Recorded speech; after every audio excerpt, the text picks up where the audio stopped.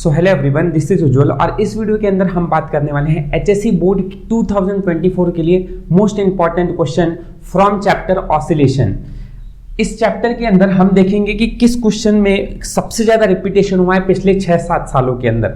ये क्वेश्चन हमारा 1 जो है वो है state the differential equation of linear SHM hence obtain expression for acceleration velocity and displacement. इस सवाल को आपको फरवरी 23, फरवरी 20, फरवरी 19, फरवरी 18 एंड फरवरी 17 में पूछा हुआ गया सवाल है। इस क्वेश्चन को किस तरह से पूछा गया था उन सालों में, अगर उस वीडियो को अगर वो क्वेश्चंस आपको जानना है तो मैं एक डिस्क्रिप्शन बॉक्स के अंदर वीडियो लिंक दे दूंगा। उसके अंदर मैंने बताया है कि किस तरह से क्वेश्चन को अलग अलग ढंग में इन ईयर्स में पूछा गया है। यहां हम सिर्फ इस क्वेश्चन को सॉल्व करेंगे क्योंकि यही क्वेश्चन जो है ये अलग अलग ढंग में पूछा गया था। कभी आपको एक्सेलरेशन वेलोसिटी पूछा गया तो कभी आपको एक्सेलरेशन वेलोसिटी डिस्प्लेसमेंट का पूरा इक्वेशन पूछा गया, या पूरा का पूरा इक्वेशन ही इस क्वेश्चन को डिराइव करने के लिए कभी पूछा गया। तो ऐसे तरह में सवाल अगर आपको जानना है तो आप वीडियो को डिस्क्रिप्शन बॉक्स के अंदर लिंक दिया है उसको देख सकते हैं। इससे और एक इंपॉर्टेंट बात, अगर आप हमारे टेलीग्राम ग्रुप को ज्वाइन करना चाहते हैं तो उसका डिस्क्रिप्शन बॉक्स में लिंक दिया हुआ है, ग्रुप को भी ज्वाइन कीजिए। उसके अंदर हम इंपॉर्टेंट क्वेश्चंस अपडेट्स आपको देते रहेंगे। ठीक है, स्टार्ट करते हैं इसके अंदर फर्स्ट क्वेश्चन को, जो आपको डिराइव करना है डिफरेंशियल इक्वेशन स्ट्रेट करना है बस, बट हम डिराइव भी करेंगे इसको और साथ साथ हम ये तीनों एक्सेलरेशन वेलोसिटी डिस्प्लेसमेंट का इक्वेशन भी डिराइव करेंगे। तो सबसे पहले हम स्टार्ट करते हैं लीनियर डिफरेंशियल इक्वेशन को डिराइव करने से।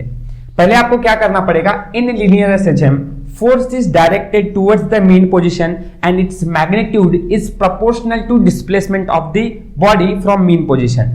इसमें force is directed towards the mean position and इसका magnitude है वो directly proportional है किसको, displacement को। तो indirectly force is equals to, ये जो हमने फॉर्मूला निकाला है कि रिस्टोरिंग फोर्स कितना होता है, that is only they have said over the above statement। इस सब में यही कहा गया है कि force is equals to minus kx होता है। इसको आप इक्वेशन नंबर 1 बोलोगे और इसके बाद अभी हमें पता है कि force Newton's second law of motion ये क्या कहता है हमसे कि force is equal to mass into acceleration. तो आप इसको इक्वेशन नंबर 2 बोलोगे और फिर आप comparing equation first and second बोलोगे। तो इक्वेशन फोर्स इक्वल है तो हम बोल सकते हैं कि from equation 1 and 2 minus k x is equal to mass into acceleration. यहां तक बात क्लियर होनी चाहिए। फिर अब यहां से आगे आप लोग minus k x is equal to mass into acceleration है। एक्सेलरेशन का मीनिंग होता है कि अगर आप जब एक्सेलरेशन कर रहे हो तो इसका मतलब आप इसका डेरिवेटिव लोगे तो dv/dt दैट इज वेलोसिटी का डेरिवेटिव ही एक्सेलरेशन होता है। एंड अगर इसका फिर से डेरिवेटिव लोगे तो मतलब वेलोसिटी के लिए आप क्या लिख सकते हो, dx/dt। अगर वेलोसिटी के लिए लिखना है तो dx/dt लिख सकते हो। ध्यान से समझना इस बात को कि एक्सेलरेशन का अगर एक बार डेरिवेटिव लोगे, ठीक है, अगर आप x दिया हुआ है तो उसका डेरिवेटिव लोगे तो आपको वेलोसिटी मिल जाएगा और वेलोसिटी का फिर से डेरिवेटिव लोगे तो एक्सेलरेशन मिल जाएगा। इनडायरेक्टली ये कहना है कि अगर एक्सेलरेशन को अगर 2 बार आप डिस्प्लेसमेंट का डेरिवेटिव लेते हो तो आपका एक्सेलरेशन मिल जाएगा। तो एक्सेलरेशन की जगह पर मैं d2x/dt² लिख सकता हूं। दैट मीन्स इस वाले पॉइंट पे minus k x is equal to m into d2x/dt²। ये टर्म मेरा हो जाता है डिराइव। अब इधर से आगे क्या करना है, ये माइनस के एक्स है, इसको इधर लेके आ जाओ तो क्या हो जाएगा आपका term m into d2x/dt² plus k x is equal to 0। Right, अब आप ऐसा कर सकते हो, ये चीजें हमने पहले सीखी हुई है कि k is equal to m omega square होता है। Correct, k equal to m omega square होता है। अब अगर मुझे ओमेगा के लिए लिखना है इस फॉर्मूले को तो ओमेगा इज इक्वल टू क्या हो जाएगा, √k/m। सो अगर हमें omega is equal to k/m √ के अंदर लिखना है तो यहां मेरे पास m होना चाहिए डिनोमिनेटर में।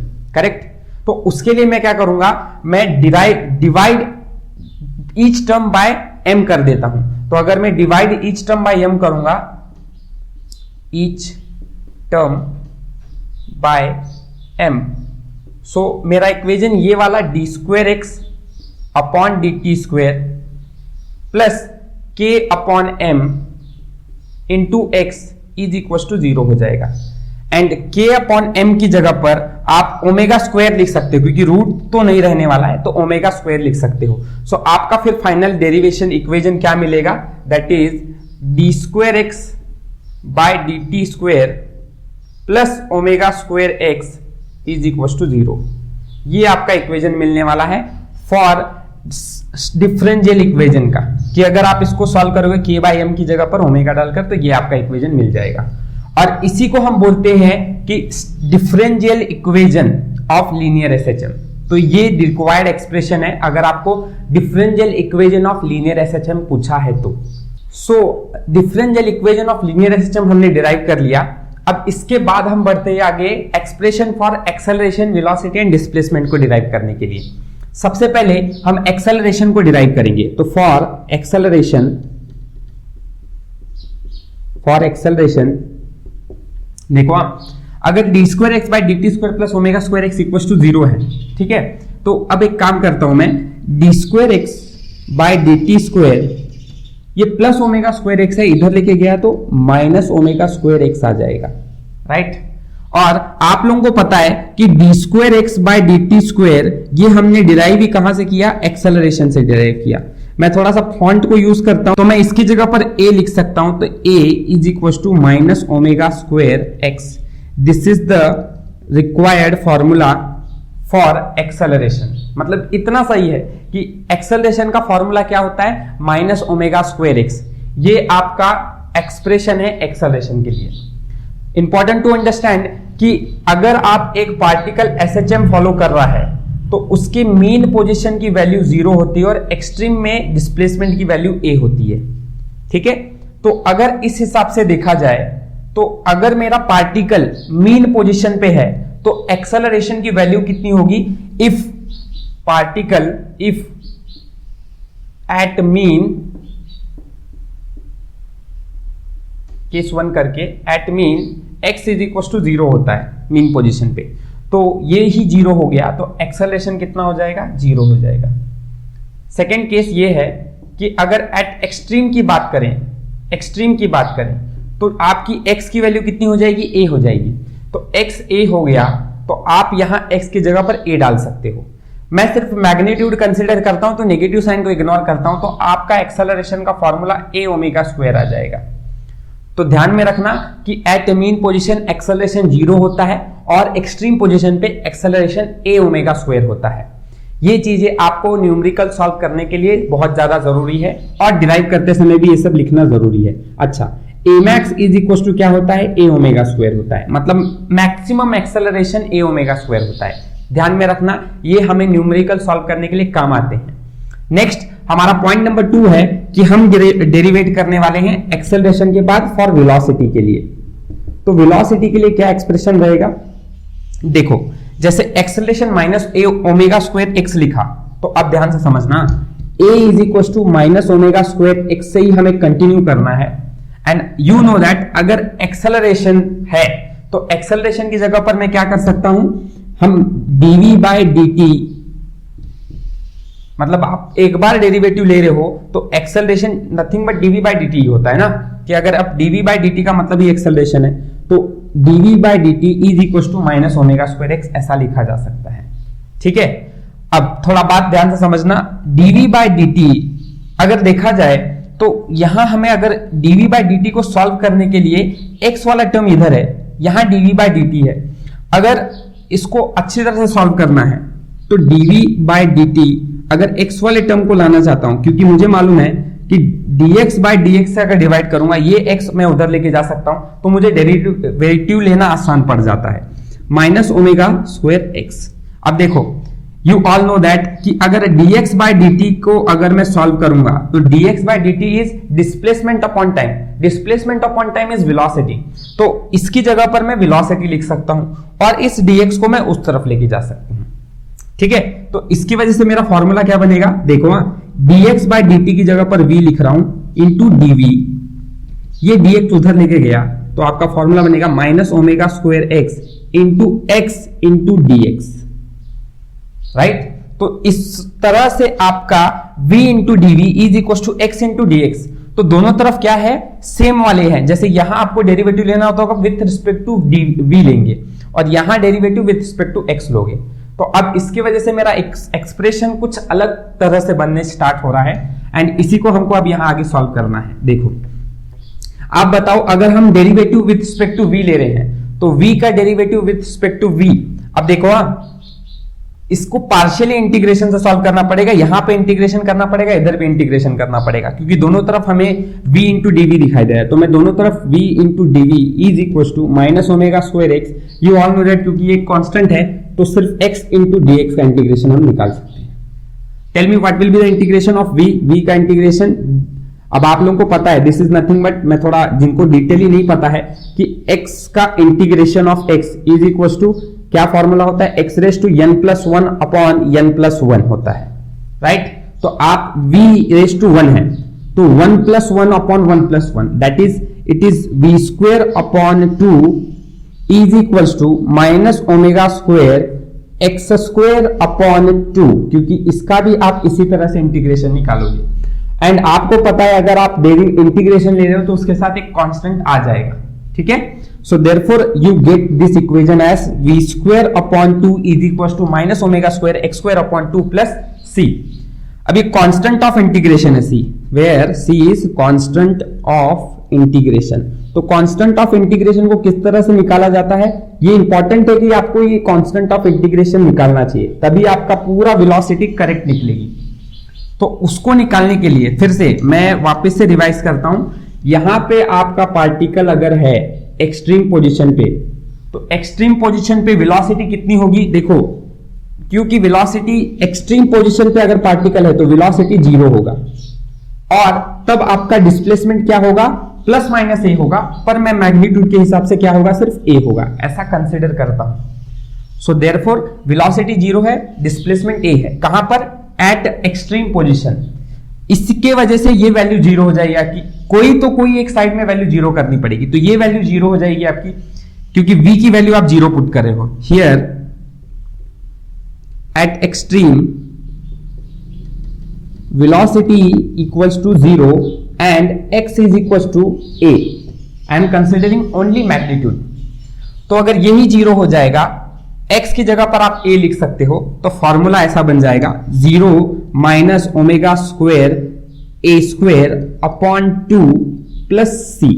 दैट मीन्स फाइनली अगर आप c निकालोगे तो ये टर्म इधर आएगा, c is equal to a square omega square upon 2 हो जाएगा, ठीक है। तो आप इस c की वैल्यू आप यहां पुट कर सकते हो, एंड इसको पुट करने के बाद आपके लिए वैल्यूज क्या आएंगी, देखो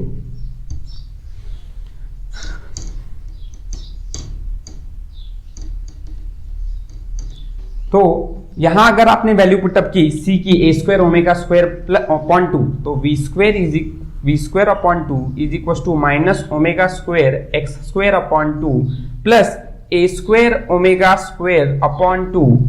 इसमें से आप देखोगे तो सब में से ओमेगा स्क्वायर कॉमन निकाल सकते हो, अपॉन 2 भी कॉमन निकलेगा, तो माइनस एक्स स्क्वायर प्लस ए स्क्वायर ये बच रहा है यहाँ पे, एंड यहाँ बच रहा है वी स्क्वायर अपॉन 2 और 2 दोनों सेम साइड है, अपोजिट साइड में है, they will cancel out, denominator में ही है, तो v square is equal to omega square. इसको थोड़ा सा अरेंज करता हूं, ठीक है, ए को पहले लिखता हूं तो a square minus x square ऐसा हो जाएगा, स्क्वायर करूंगा तो v is equal to omega, ये आ जाएगा अंडर रूट के अंदर, और a square minus x square जैसा है वैसा ही रहेगा।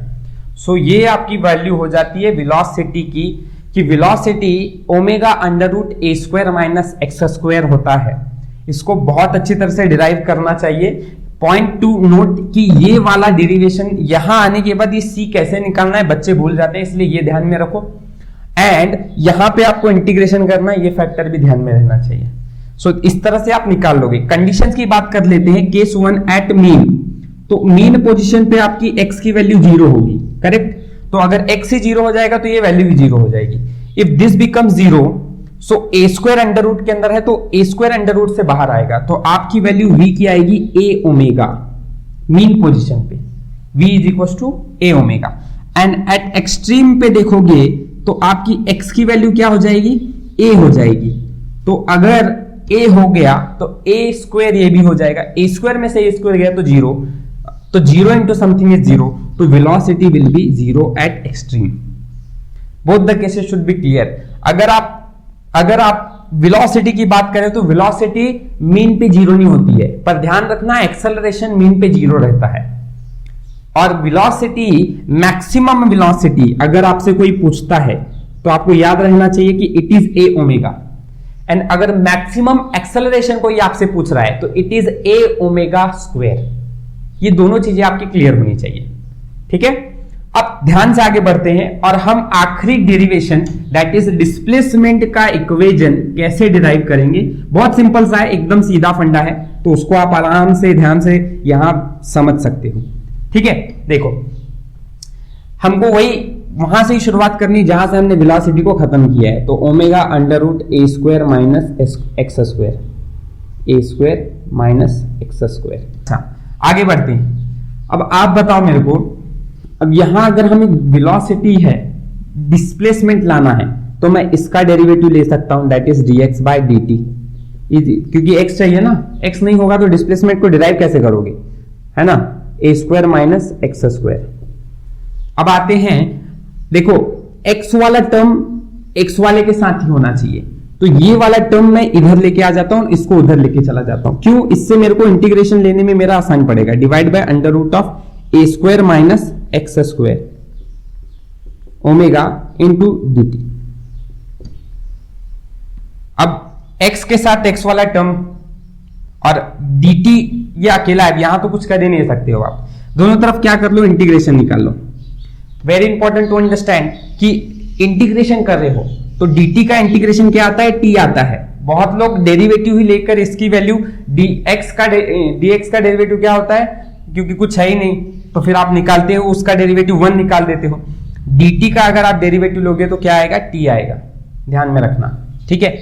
सॉरी, अगर आप dt का इंटीग्रेशन लोगे तो कितना आएगा, t आएगा, पर अगर आप dt का डेरिवेटिव लेने जाओगे तो it comes out to be 1, that is constant की तरह बोल सकते हैं इसको। तो ये बात ध्यान में रखना कि अगर आप डेरिवेटिव और इंटीग्रेशन ले रहे हो तो क्या फर्क है दोनों के अंदर।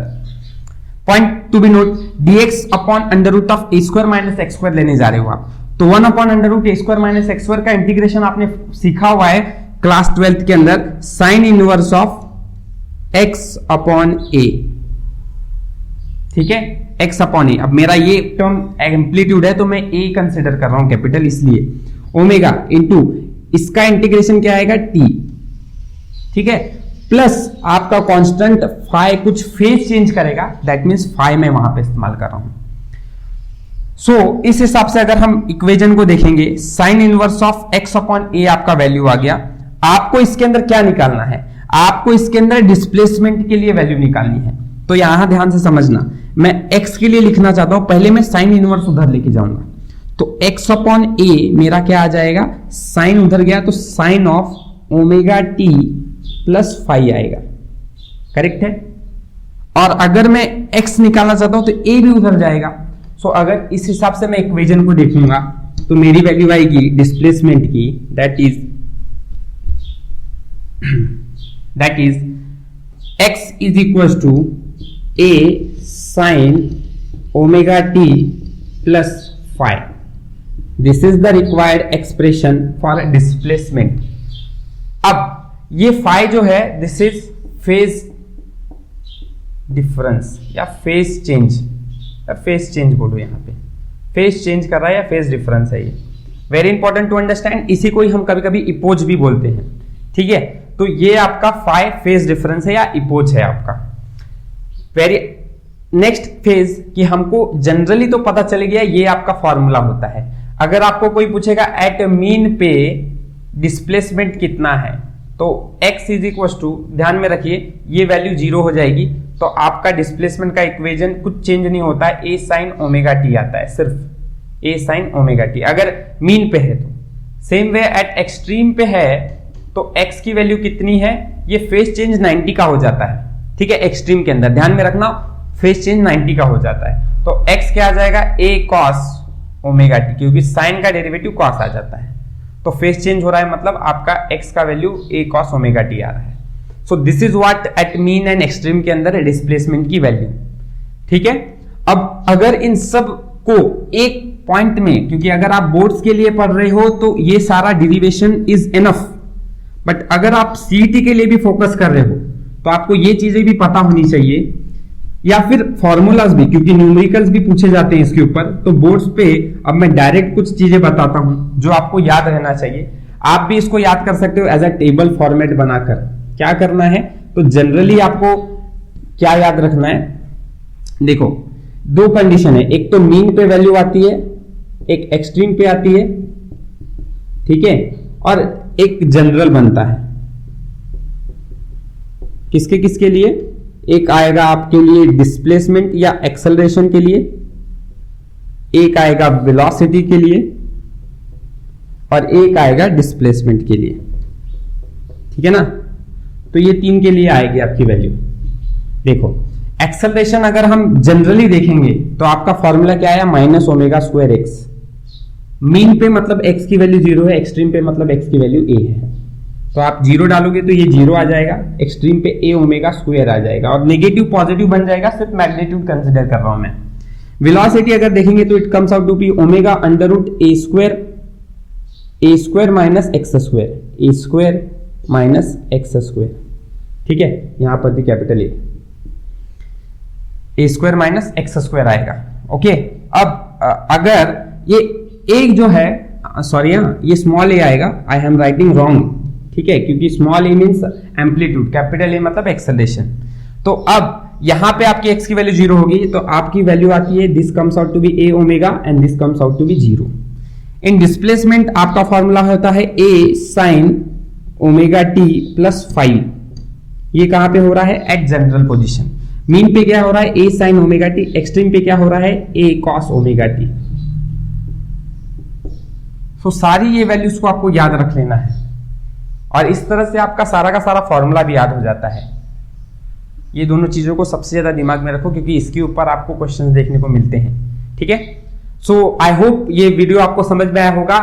If you have any doubt तो आप कमेंट सेक्शन में पूछ सकते हो। If you have any value from this video then like share and subscribe my channel. Thank you for watching. हम मिलते हैं अपने नेक्स्ट वीडियो के अंदर।